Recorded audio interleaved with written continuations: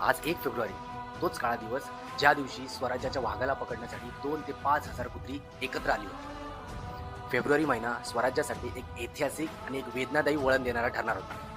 1 February 1689 म्हणजे आजच्याच दिवशी रत्नागिरी जिल्ह्यामध्ये संगमेश्वर येथे औरंगजेबचा जो सरदार होता मुकर्रब खान याने विश्वासघाताने शंभूराजांना कैद केले.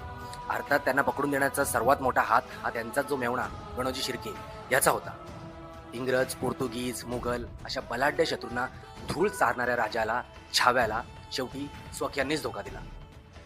कोकणातील सरदारांसोबत महत्त्वाची बैठक आटपून रायगडाकडे जाताना संगमेश्वर येथे महाराजांना पकडण्यात आले. आजोबा शहाजीराजे आणि वडील शिवाजी महाराज यांच्याप्रमाणेच त्यांचा संघर्ष सुरू राहिला, ज्याची परिणती या दुर्दैवी घटनेत झाली. हा महिना स्वराज्याच्या इतिहासात एक काळा काळ म्हणून ओळखला जातो, जो त्यांचा सर्वोच्च बलिदानाची आठवण करून देतो.